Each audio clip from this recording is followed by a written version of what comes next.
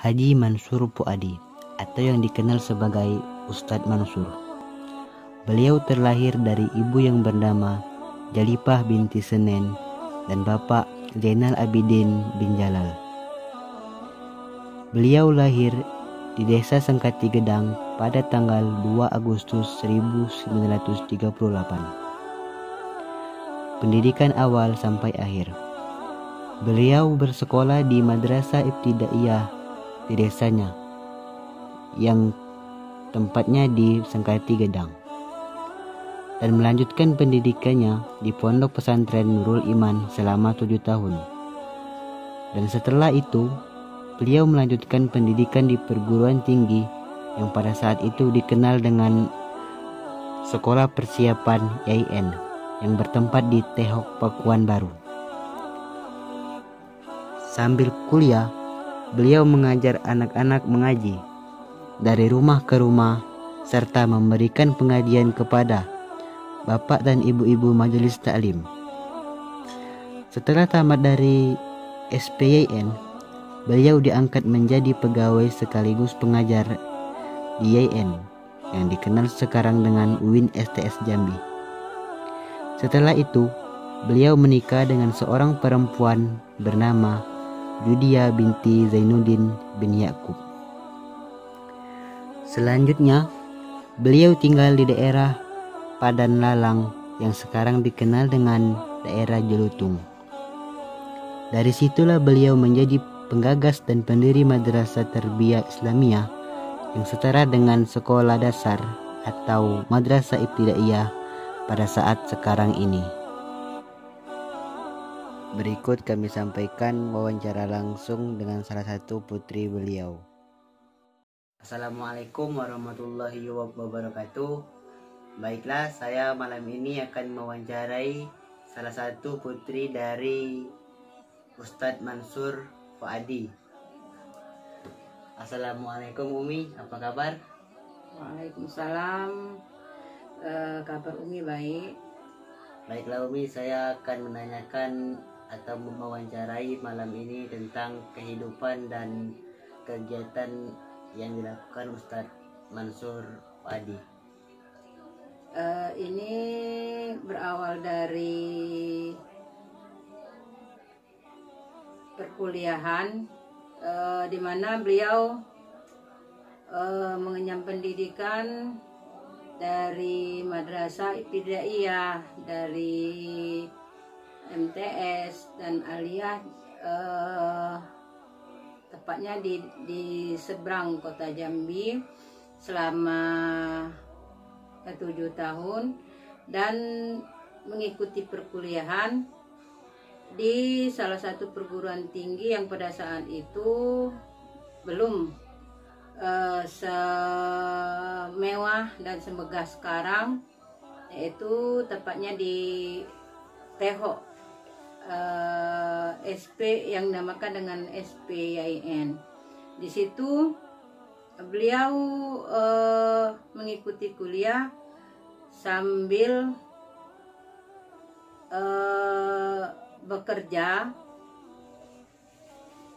dengan cara mengisi pengajian untuk ibu-ibu majelis taklim dan mengajarkan anak-anak untuk mengaji dari rumah ke rumah. Terus berlanjut lagi, beliau berumah tangga, maka menetaplah ayah kami di daerah Jelutung. Nah, dari sini dimulai lagi, terus berlanjut. Beliau sebagai orang yang pertama mendirikan sebuah sekolah, salah satu sekolah Islam, dahulu dikenal dengan Madrasah Ibtidaiyah, di mana sekarang dikenal dengan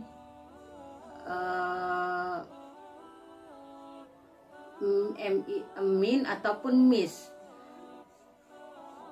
Terus beliau sebagai pendiri, beliau sebagai penggagas, dan beliau pun sendiri yang mengajarkan anak-anak untuk belajar di madrasah tersebut, termasuklah kami anak-anaknya belajar di situ. Terus beliau pun di tengah masyarakat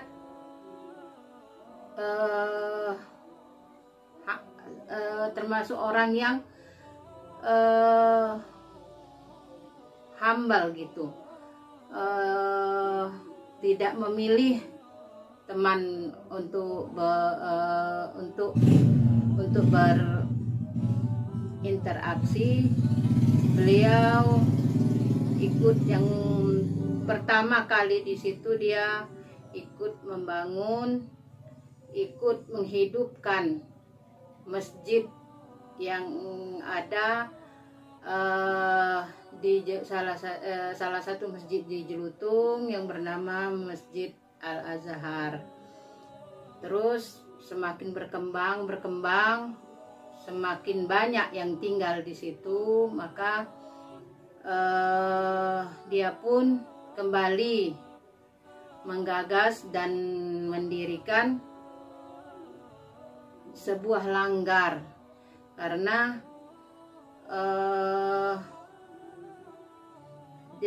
terpikir olehnya untuk terus beribadah, terus beramal untuk mengajarkan anak-anak, untuk mengajarkan ibu-ibu dan orang-orang tua yang berada di situ. Maka didirikannya lah sebuah langgar yang bernama Darussalam.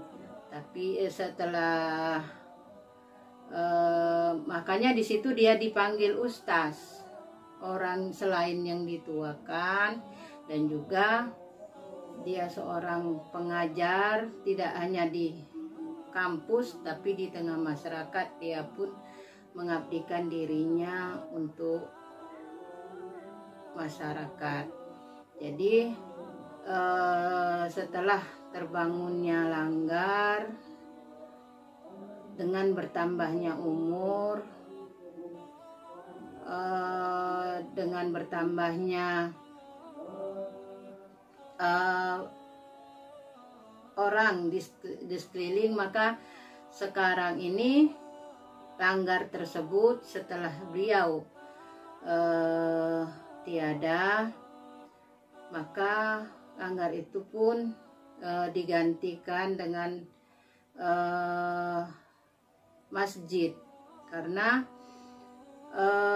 di situ sudah banyak orang yang ingin beribadah. Kalau pada masa ayah kami hidup, barangkali di lingkungan itu masih sedikit orang, tapi sekarang sudah penuh dengan masyarakat, dan masyarakat di situ pun sangat antusias untuk mendirikan dan meneruskan masjid tersebut. Kalau dalam hal kehidupan dia sehari-hari, dia seperti kebanyakan orang, sebagaimana di kita di Indonesia, dia mengikuti mazhab Syafi'i. Apa yang dilakukannya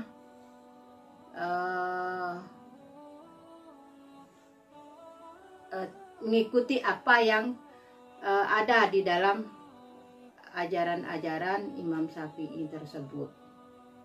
Yang dapat Umi sampaikan pada kesempatan ini, lebih dan kurang Umi mohon maaf, dan Umi akhiri. Wassalamualaikum warahmatullahi wabarakatuh. Waalaikumsalam warahmatullahi wabarakatuh. Baiklah Umi, terima kasih atas wawancaranya. Semoga dengan ini, atas motivasi dan informasi ini, menjadikan kita kedepannya untuk lebih baik lagi dan bisa mencontoh seperti beliau atau Ustadz Mansur. Baik, Terima kasih. Akhir kalam saya ucapkan wassalamualaikum warahmatullahi wabarakatuh.